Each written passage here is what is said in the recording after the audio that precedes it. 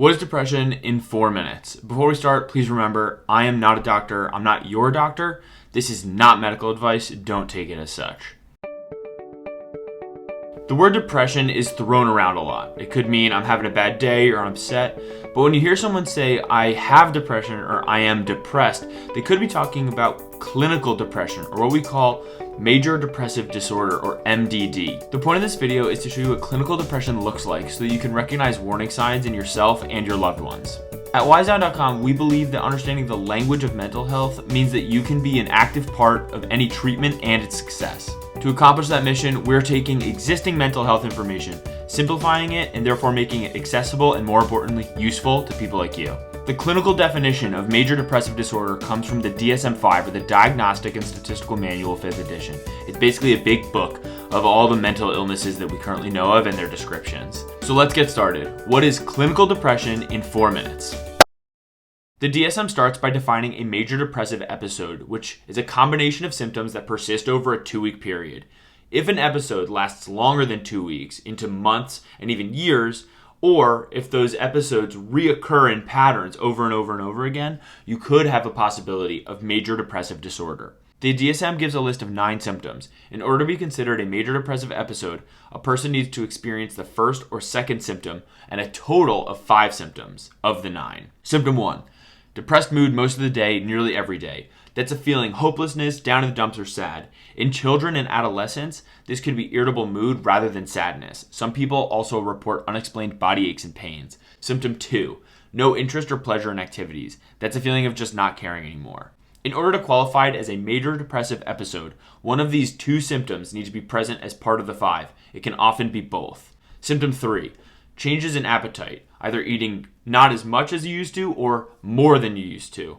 Weight gain or weight decrease could occur as well. Symptom 4, sleeping issues, either insomnia, which is difficulty sleeping, or hypersomnia, which is oversleeping. Symptom 5, random movements like pacing around the room and rapid speech. We call that psychomotor agitation.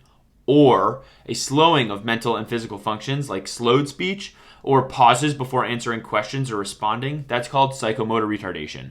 These have to be bad enough to have been noticed by others in order to count as a symptom.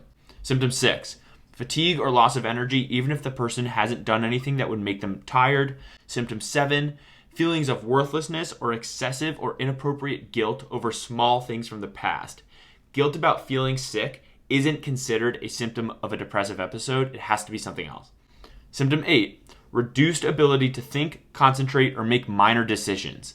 Sometimes people also have difficulty remembering things. Symptom 9, reoccurrent thoughts of death, not just fear of dying or suicidal ideation. It could just be not wanting to wake up in the morning. It could be to have a plan or even an attempt. If you're feeling this way, see a doctor immediately or call your country's hotline. In the US, you can just dial 988.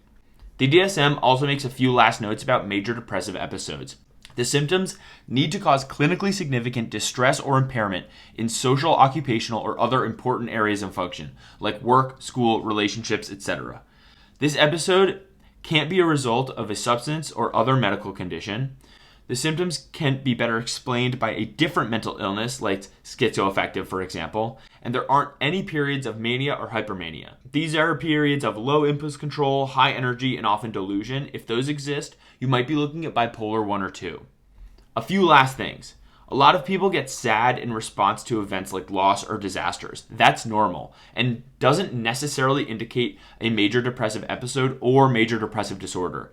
The DSM makes a distinction between grief and a depressive disorder that I think is very helpful. Grief tends to come in waves and center around the event. MDD has more of a self-loathing to it, where the focus is on the person, not the event that caused the sadness. MDD can also present in a lot of different ways. It can be accompanied by feelings of anxiousness. It can come in seasonal patterns. It can even show up with psychotic symptoms.